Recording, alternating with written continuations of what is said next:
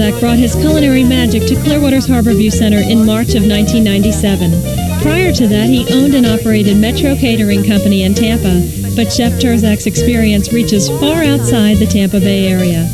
He was executive chef at the American Stanhope Hotel on Fifth Avenue in New York, and Gordon's, one of Chicago Magazine's top 10 restaurants in the Windy City. He owned 5 restaurants in Chicago, among them Terzak's, Chameleon, Ketchup, and Tamales. He's also consulted for top-rated restaurants in Florida, Virginia, Chicago, and New York.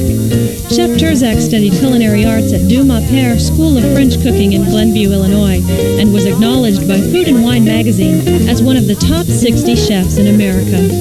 For years, he hosted the cable TV series Great American Cookout, but now he's the host of What's Cooking, Harborview? Hello again, and welcome to another edition of What's Cooking, Harborview. Now today, we have things that we're going to do that are Easter related. Now, these are things that you can either use to make for your Easter dinner or for your Easter brunch. And the lineup today is going to be, first I'm going to share with you my delicious crab cake recipe, which people are always clawing at me for because it's so great. And then we're going to do a Mediterranean egg salad, so you'll have something to do with your leftover hard-boiled eggs from Easter. And we're going to do a roast leg of spring lamb, which is very traditional for Easter. And we're going to make some little baked gratin tomatoes to go with it. And then finally, we're going to make an apple strudel with puff pastry instead of phyllo. And we're going to start out with the crab cakes. Now, I'm going to kind of recite the recipe to you for the crab cakes as I make it. And if any recipes you don't get while you're watching this, you can get it off of our website or you can mail in to get them. Now, the crab cake recipe begins with 1 pound of crab meat. Now, there are 4 grades of crab meat on the market. There's special, which is what we're using today. That's the name of the grade. There's lump, and then there's jumbo lump. And then there's back fin, which is the least expensive. And you can make these crab cakes with any of these different crab meats. But today we're going to make it with the special. So we're going to start out with a pound of crab meat. And one of the things you might have to do is when you open up your either canned or fresh crab meat is check through it to make sure you don't have any little bits of shells in it, because that has a tendency to bother people when they're eating it. Then we're going to put a little bit of minced scallions and a little bit of minced red peppers and a little bit of minced celery. And we're going to put 3 egg yolks and 1/3 of a cup of cream per pound of crab meat. And I'm going to mix that in a separate bowl because I want to make sure that the egg and cream mix gets thoroughly mixed into the mix. Okay. Now I've got 1/3 of a cup of cream here. Just pour that onto the egg yolks. And we're going to season the cream and egg mix before we pour it on the crab meat mix first, so that also the seasoning gets evenly distributed out throughout the crab mix. A little bit of salt and a little bit of pepper. Now you can use a little cayenne pepper if you want, or you can put some minced jalapenos in here maybe, instead of either one of those regular peppers. Now, I'm going to pour the egg custard mix on there and mix that all in. And then we're going to put a little bit of breadcrumbs in there to help absorb some of the moisture. Not too much, maybe about 1/4 of a cup there. Now we're going to mix that up, make sure we got enough salt in there. Yeah, it's enough. Now we're going to let this relax and sit for about an hour so that when we make our crab patties, they hold together well. And what I did was I made some mix already, so it's already relaxed, so I can show you how to make the patties. So you take yourself some plain breadcrumbs, and what we're going to do is probably make about, you can make 2 ounce, 3 ounce, 4 ounce, 5 ounce, 6 ounce patties if you want, or jumbo patties, I suppose. But we're going to make about 4 ounce patties. So we're going to make them into a little ball first and throw them in the breadcrumbs. And we're going to coat them with the breadcrumbs a little bit. And we're going to take each ball and kind of treat it like it's a little hamburger. Set it on a table. Make it into a spot. You want it a little bit thick because after you cook them, you don't want the inside getting dry. And you want the top a little bit flat. So when you saute it, it gets nice and brown evenly over the whole crab cake.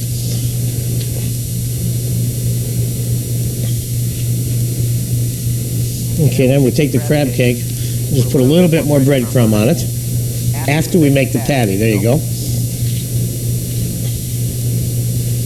And I'm going to show you how to make some remoulade sauce that goes with this today, which you may have seen me make before, but it's a good recipe for me to do again because it's a good recipe for you to have in your repertoire. All right, there's our little hockey pucks. Now, we will take these back to the oven and saute them real quick. Okay, now, when you saute your crab cake, you don't want your pan too hot, but you want it hot enough to melt the butter a little bit like that, because remember, these are breadcrumbs and they'll burn quickly and easily. So now you get your butter in there, and what I used was some whole unsalted butter. And we're just going to brown the crab cakes real quick on each side. It'll only take a minute. Now, one thing you got to keep in mind when you're making these crab cakes is that once you saute them, and I'm going to bake them in the oven for a few minutes, is you don't have to cook them because all crab meat that you buy in the market is already cooked. So basically all you have to do is get it warm or hot, and it doesn't even have to be that hot. So first we're going to brown them, and they're probably almost already done.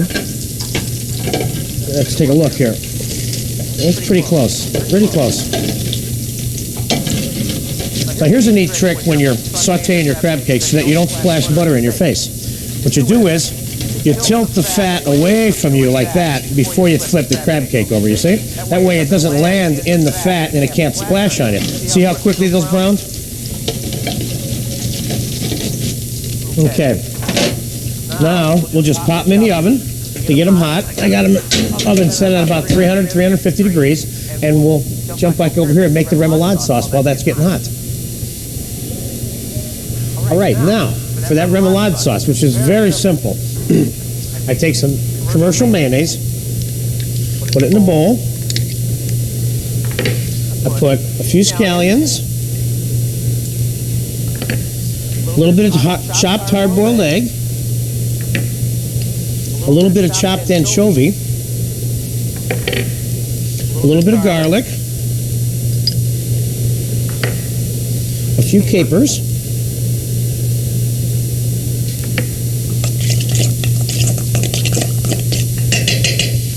a little bit of lemon juice. Being careful with the salt now because you got a little anchovy in there. You want to make sure you don't put too much salt in there because they have a tendency to be a little salty already. There's a nice chunky remoulade sauce right there. Real quick, give that a taste. Great, great, great, great, great. You're going to love that. All right, now we're going to get our crab cakes up here. And they're done right now.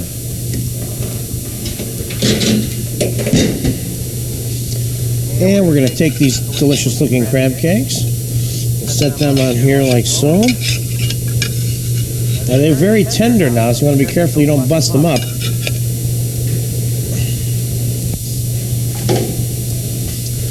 And we'll put a little bit of remoulade sauce on the plate there next to the crab, like so.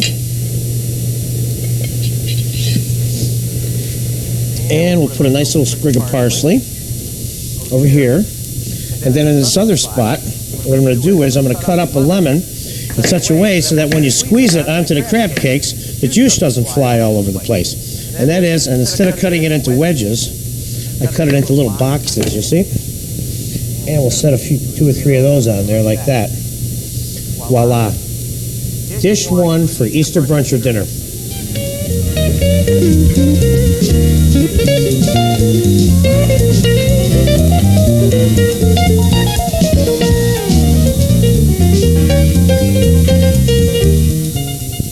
Okay, now, for Easter dish number 2, and also known as what to do with your leftover hard-boiled eggs, is my Mediterranean egg salad, which is very, very delicious. And it's very simple. You take your hard-boiled eggs and line them up on your plate.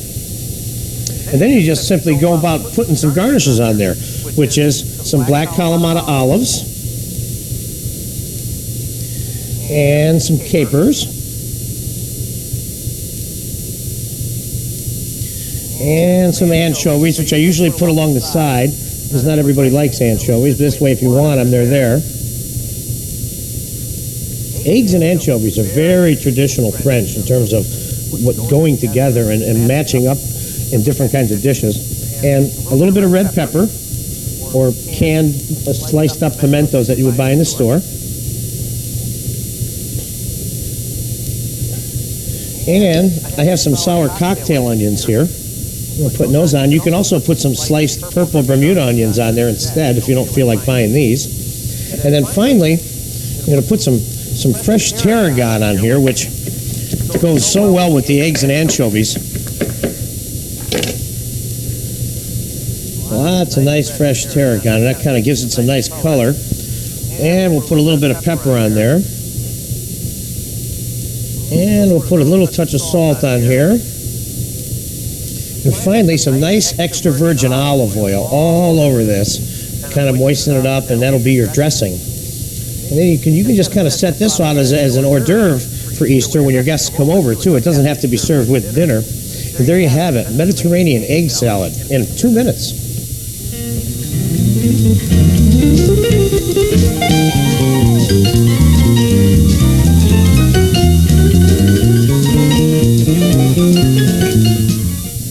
All right, now, for part 3 of your Easter brunch or dinner is that beautiful and delicious roast leg of lamb. Now, what I did was this. I had my butcher send me a lamb boned out completely, a fresh lamb. What I did was I cut the lamb in 2 pieces. This is the inside round of the lamb, and then back here I have, which I already roasted, the other piece of lamb, which we're going to cut up for you later. But first, I'm going to show you how to season the lamb and tie it up and get it in the roasting pan. So, first thing you want to do is you want to stud the lamb leg with garlic cloves. You want to push them all the way into the meat. And where you don't have a hole, make a hole with your finger and stuff it in there. And you can put as many in there as you're comfortable eating, I suppose. And the size of this piece, you could easily put 10 in here, no problem, you know? And you can put as many as 20 in here if you really like, if you want to have a lot of garlic in your lamb. And lamb and garlic, as we all know, goes together very well. All right, so we'll just put a few in there, and then you'll put in as many as you want when you make it. Now, I'll take a piece of butcher's twine, and I'm going to tie it up. Now, you could get your butcher to tie it up for you, too, but it isn't that hard to do. The inside round, especially, is very easy to tie up. You're just going to give it a nice tight wrap like this. You want it tight so that after you roast it, when you slice it, with the lamb being a leg and having a lot of muscles, has a tendency to fall apart at different sections of it because it's held together differently than a nice, even, clean piece of beef. This is what you call kind of a lower cut of meat. So now we'll put a little bit of olive oil on our lamb and a little bit of salt, a little bit of pepper, and we're going to take some rosemary sprigs and weave them through the string. Rosemary and lamb and garlic is just the perfect combination, too. Like so. And we'll throw one more in there. Like so. Now, we'll take some fresh chopped garlic. We'll rub that all over the outside of the lamb. Like that. Now, on my little roasting wrap pan here, I've got celery, carrots, and onions all mixed up. And I'm going to mix a little bit of chopped rosemary in there. And a little bit more garlic. We're going to put our roasting rack, which is essential so that the air can circulate properly around the lamb. And we'll just put our lamb on there like that. And it's ready to go in the oven. Now I want to cook this at a low temperature because I want it to be cooked nice and evenly in pink. So it's the same temperature all the way through and not medium well or medium on the outside, and then medium rare or rare on the inside. In order for it to be the same temperature, you need to cook it at about 200 to 250 degrees for a fair amount of time until, if you test it with a thermometer, until it reaches about 150. Because remember, leg of lamb should not be eaten rare, although it is enjoyed that way by some people. Because it's a tough piece of meat, because it's a leg full of muscles, you need to cook it medium rare to medium usually to be enjoyed the best. So we'll pop this in the oven. And this is what it's going to look like when it comes out, you see? Now, what I'm going to do, and there's so many different things you can garnish this with, but we're just going to disassemble the string by cutting it off, and I'll show you the best way to slice this. This is a cut of meat that a lot of people have problems understanding how to cook, and there are so many different ways to cooking it. This is one of the nice, clean, easy ways to cook it. And let's get the rest of that string off of there. There we go. Like so.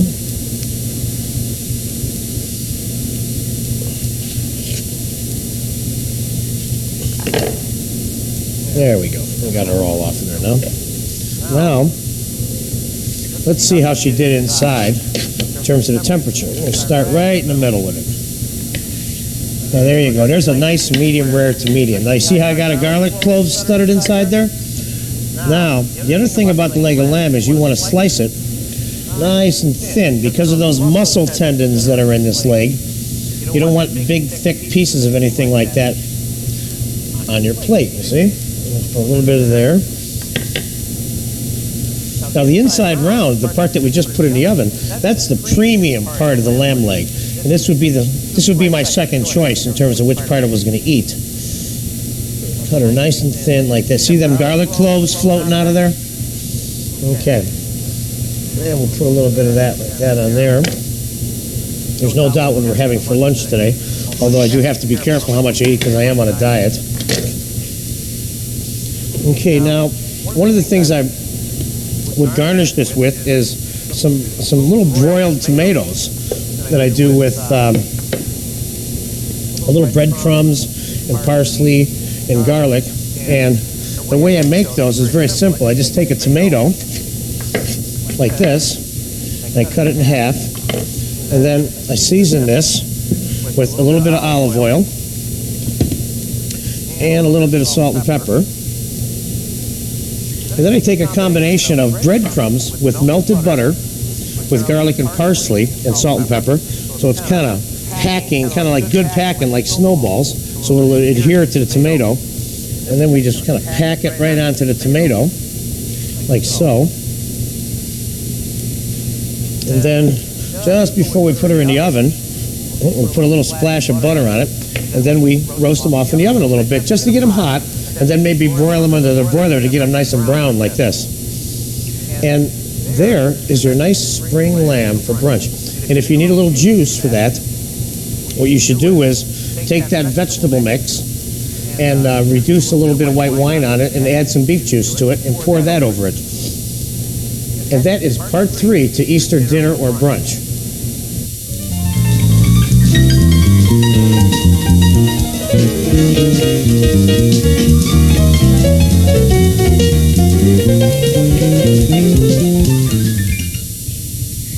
Don't feel like cooking? Chef John Turzak will be whipping up a special Easter brunch on April 12th, Easter Sunday, from 10 a.m. to 3 p.m. Feast on a choice of 35 French, Italian, Mexican, and American specialties at individual buffet stations. Enjoy complimentary champagne throughout your meal as well.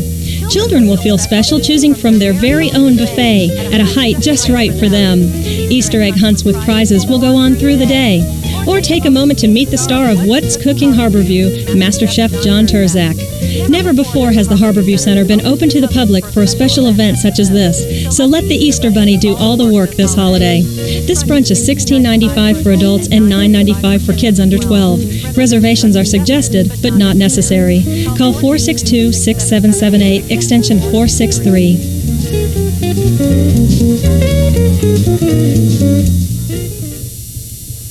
All right, and now for part 4 of Easter dinner, Easter brunch, is going to be a little apple strudel.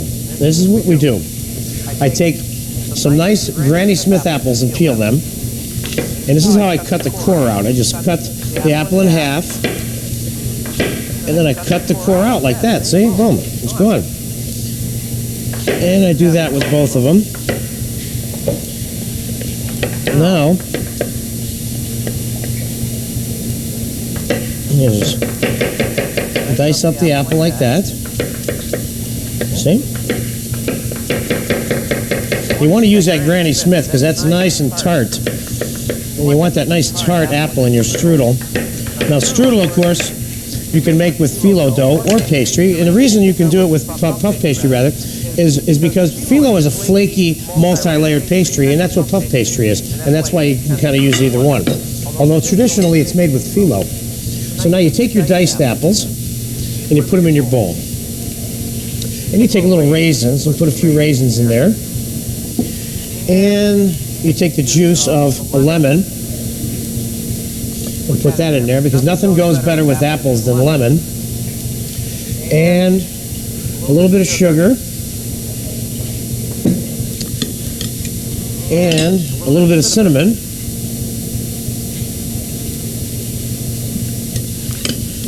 And if you want, I got some dried sour cherries here, which I put in mine, which is kind of a nice little touch. And it's very German, which is what this dish's origin is. You mix this all up, and you take yourself a couple of tablespoons of butter, and you heat this all up, just till it's cooked a little bit like this. Now, the reason I made this in advance is because you need this to be cold when you make your strudel, okay? So you cook it just, maybe 3 or 4 minutes on top of the stove till it kind of looks like that, okay? Then you let it get cold, and then we proceed from there, okay? Now, you take yourself a nice sheet of commercial puff pastry, which you can buy in the supermarket. Now, here's the technique and the trick to making the strudel. You keep the center of the pastry uncut, and you make, let's say on this sheet, we're gonna make about 8 or 9 little flutes on here like this. 1, 2, 3, 4, 5, 6, 7, 8. Then we're going to do the same on this side.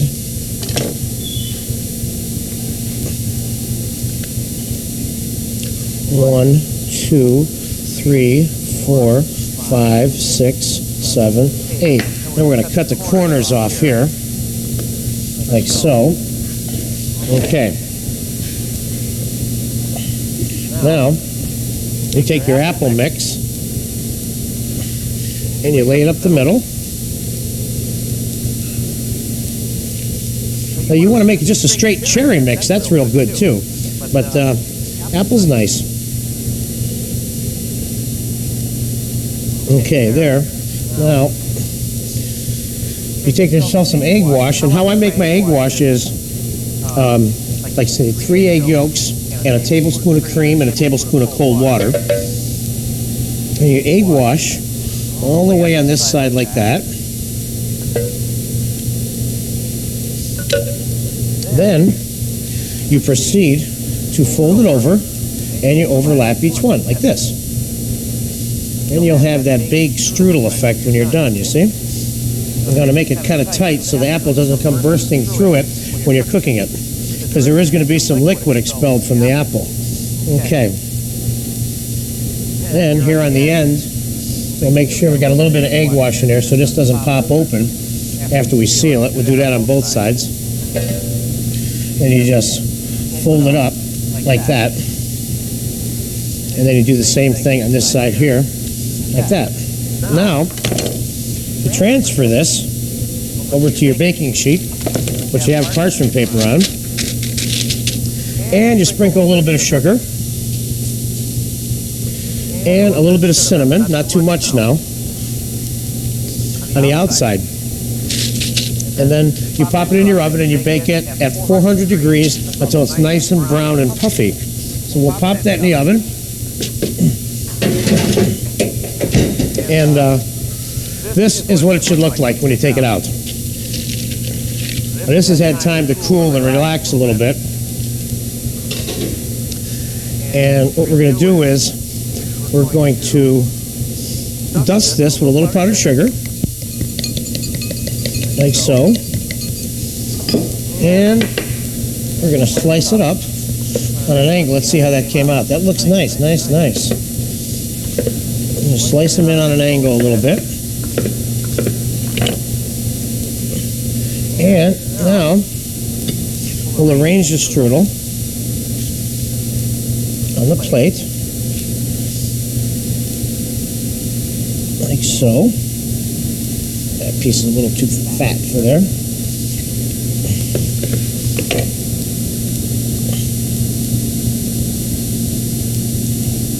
Boom, like that. Okay, now I'm going to take a little bit of whipped cream.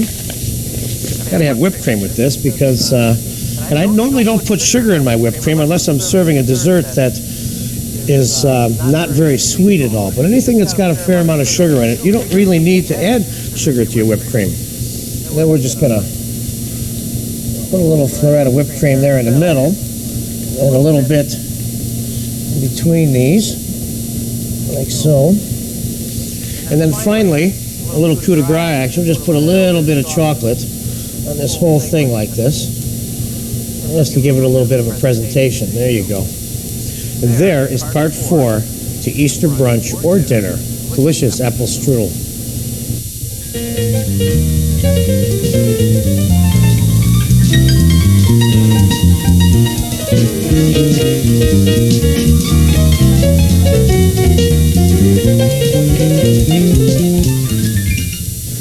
Well, thank you for joining us on What's Cooking Harborview this month. And if you missed any of the recipes, of course, you can get them off of our website, or you can mail in and we'll send them to you. Now, next month, we're going to do a special tribute to Cinco de Mayo, which is on May 5th. And I happen to be an expert in Mexican cooking, which I haven't really shared with you yet. But we're going to do some really neat stuff like agua frescas and carnitas chipotle and tacos el carbon, and blah, blah. It'll be fun. So we'll see you then. Thanks for joining us.